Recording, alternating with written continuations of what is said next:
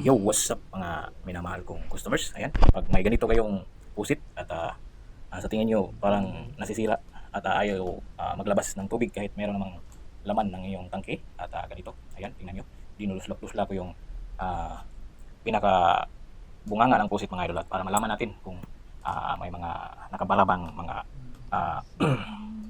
mga bagay na hindi siya makadaan at yun ang dahilan na hindi makalabas yung tubig. Alright.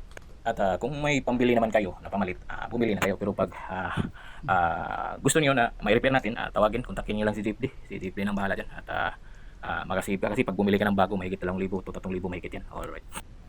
At dahil hindi natin nagawa sa ating plan A, yung kinukulitog-kulitog natin yung daanan ng tubig, yan, proceed naman tayo sa plan B mga idol. At ito, hindi na natin tinatanggal na talaga natin dun sa sink, yan, mga idol. At para matingnan natin ng maigi kung ano ang dahilan bakit ayaw siya maglabas ng tubig. Meron namang pressure, nakagana naman yung pressure tank, bakit ayaw lumalabas? Ayan, baka may nakapasok na daga at na bangil dun sa lungag ng pusit. Alright.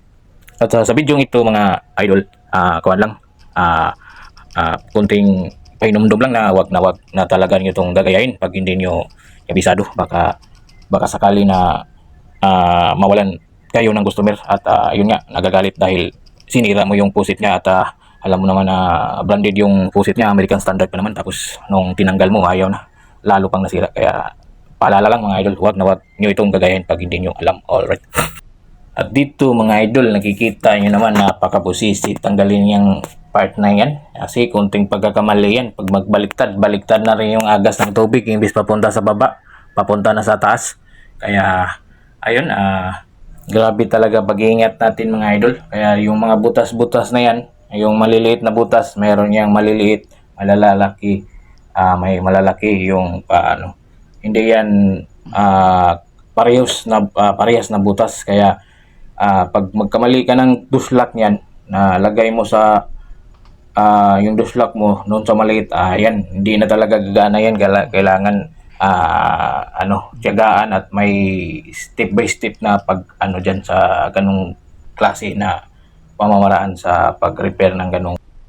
Ayan mga idol, dati pag hindi mo duslakin sa hindi lalabas yung tubig. At ipapakita ko sa inyo kung ano na ang improvement natin ngayon bago natin nalinisan. At ito na yung kalalabasan niya mga idol.